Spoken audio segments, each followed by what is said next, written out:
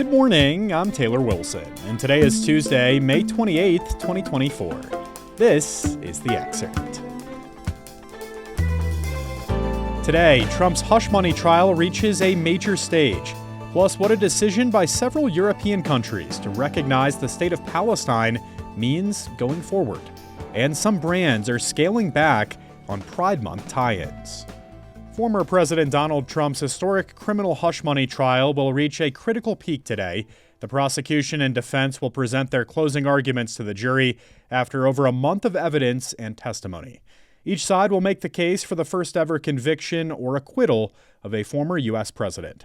Trump faces 34 felony counts of falsifying business records in order to conceal or commit another crime. Prosecutors argue Trump falsified records tied to reimbursing his then lawyer, Michael Cohen, for an unlawful $130,000 hush money payment to porn star Stormy Daniels ahead of the 2016 presidential election. To win a conviction, prosecutors have to prove not only that Trump falsified business records, but also that his motivation was to hide the violation of federal campaign finance laws in 2016 or hide a plan to violate New York tax or election laws. As always, you can follow along with the latest from the trial on usatoday.com. Israel slammed Rafah with airstrikes and tank fire earlier today, continuing its offensive in the southern Gaza city. That's despite global outcry over an Israeli attack Sunday that sparked a fire in a tent camp for displaced people, killing at least 45. And at least 16 Palestinians were killed in strikes overnight, according to officials in the territory. Israel has kept up attacks despite a ruling by the top UN court on Friday ordering it to stop. Meanwhile, a decision by Ireland, Norway, and Spain to recognize an independent Palestinian state officially takes effect today. I caught up with USA Today World Affairs correspondent Kim Helmgard for a look at what that means and what happens next. Kim, thanks as always for making the time. Thanks for having me. So Kim, Ireland, Norway, and Spain have recognized Palestine as a state. I want to just start with this, though. What do scholars say about what actually makes a state? Typically, for a state to be able to call itself a state, it needs at least 3 or 4 things. And these are a permanent population, a defined territory, a government, and some form of independence. So what does this decision then from Ireland, Norway, and Spain now functionally mean for Palestinians? And, do more countries recognizing statehood mean tangible improvements to their lives? So unfortunately, I think that for Palestinians, especially for Palestinians who are in Gaza right now and under constant attack, these recognitions mean very little. In fact, I was speaking to Palestinians in recent days about their thoughts on this matter, and it's an abstract thing. Essentially, it's a series of statements that these countries have come out with, but it will not impact the war in Gaza. It will not impact or advance some kind of full statehood for Palestinians at this point, in the sense that their borders will be secure, in the sense that the Israelis will go away. It's sort of like a mixed bag. Yes, they are appreciative of the fact that there are additional countries now in Ireland, Spain, and Norway that are recognizing Palestinian statehood, adding, I should say, to the tally of it's about 143 countries around the world out of 195, so 2/3 of the world, that recognize a Palestinian state. There are actually some concrete impacts of these recognitions. Yes, they are symbolic. However, it does allow these 3 countries, Ireland, Norway, and Spain, to elevate their diplomatic status or channels with the Palestinians. As of Tuesday, they can swap ambassadors, technically. They recognize each other's passports. They're eligible to sign more bilateral agreements. These things might seem a bit dull and boring, and we probably won't even notice them, but there is some kind of impact that sort of all adds to building some momentum around Palestinian statehood. And Kim, you mentioned that the majority of the world does recognize a Palestinian state. The U.S., not part of that, does not recognize the state of Palestine. Can you help us understand why that is and the factors at play here? The history of it, part of it, is that the United States has been a staunch supporter of the Israelis since 1948, when the State of Israel was founded. The U.S. is a big weapon supplier to Israel. American Jews feel quite strongly about Israel and have been vocal supporters, backers, and funders, frankly, of the Israeli state. So those things need to be taken into consideration. The other part of this, though, is more this what the diplomats will say. And the diplomats will say Yes, that the sort of legal considerations around whether Palestine is formally a state, that those are important, that Palestine is not quite there, that it doesn't have an evolved independent economy, it doesn't have the governance structures in place. And so the American point of view over the last number of decades has always been, we need to see the Palestinians farther along the road of getting this type of infrastructure in place in order for it to be called a state. And also, and this is a key point, is that the Americans particularly want to see the Israelis and the Palestinians themselves deciding on, when there is this sort of moment when we can say there is a two-state solution. They feel quite strongly that it shouldn't be something that's imposed from outside. And, Kim, Ireland's Prime Minister Simon Harris said that recognition of Palestine is not the end of a process, it's the beginning. So I'll ask you, what happens next and what might this conversation look like going forward? So one of the things that could happen next, it could trigger some more recognitions. There are other European countries, EU countries, Slovenia and Malta in particular, have been discussing the idea of recognizing a Palestinian state. I think the big one to watch out for would be France and Germany.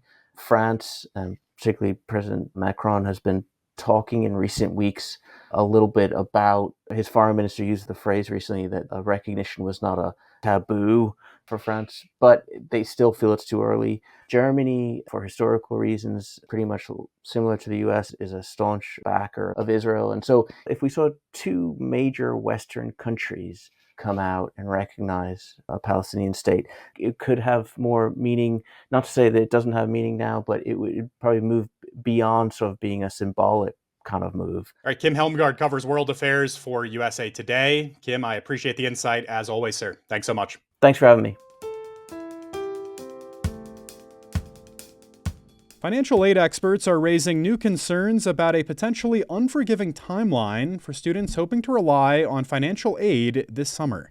While most college goers register for the fall and spring terms only, some, especially non-traditional and low-income students, depend on summer school to finish their degrees as quickly as possible and save money. Under changes made by the U.S. Education Department in 2017, those students are eligible for year-round government assistance. But this year, a congressional mandate to streamline the process of applying for college financial aid threw the system into chaos. Students across the country reported widespread trouble filling out the free application for federal student aid, or FAFSA, while the government botched crucial data that colleges needed to make aid offers. The situation has improved over the last few weeks, but many colleges are still far behind their typical schedules. The disorder has forced schools, in some cases, to rely on their own systems to calculate costs for certain students who want to enroll this summer and are eligible for Pell Grants, a need-based federal financial aid program. You can read more with a link in today's show notes. Worried about alienating customers after conservative boycotts, some mainstream brands are scaling back merch and promotions ahead of June Pride Month festivities. I spoke with USA Today senior reporter Jessica Gwynn for more. Jessica, thanks for hopping on. Thanks for having me. So, Jessica, mainstream brands in recent years have brushed off anti-LGBTQ hate, but what changed last year? Last year, Target and Bud Light found themselves in the culture war crosshairs. Transgender issues were really the flashpoint, and the backlash against Target was largely driven by false allegations that it was selling tuck-friendly swimsuits for children. So Target had to move its pride displays from the entrances to the back of stores because conservative activists were confronting employees and employees felt threatened and displays were being vandalized.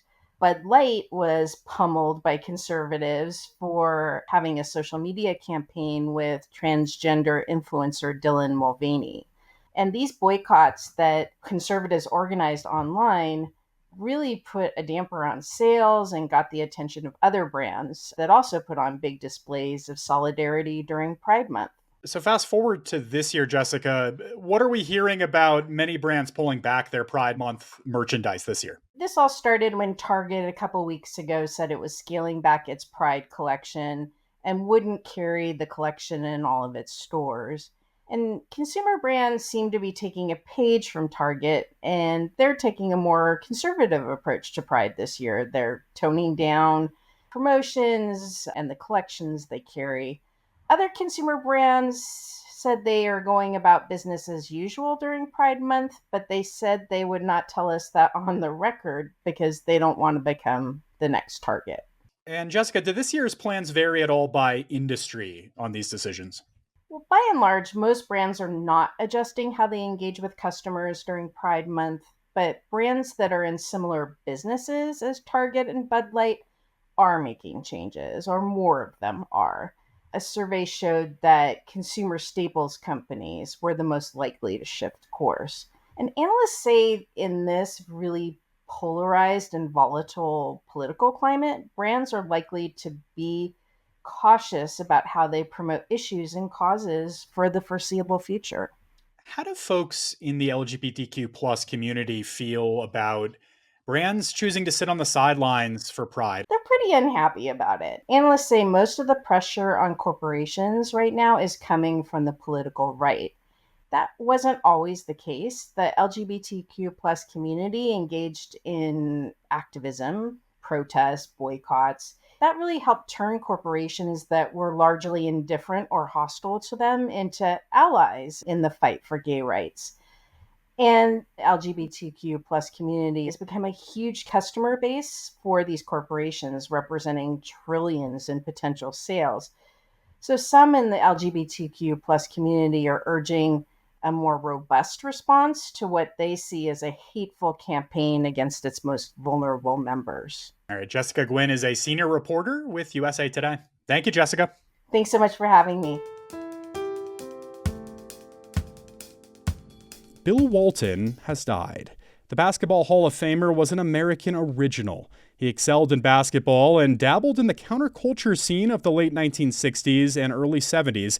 He remained connected to both in the years since, working as a basketball player, then TV analyst, where he often referenced his fandom for the Grateful Dead, Bob Dylan, and Neil Young.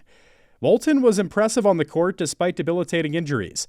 Following a standout career at UCLA, where he won 2 national titles under legendary coach John Wooden, Walton became the number 1 pick by the Portland Trail Blazers in the 1974 draft. He led the Blazers to the 1977 NBA championship, earning Finals MVP. Bill Walton died after a prolonged battle with cancer. He was 71.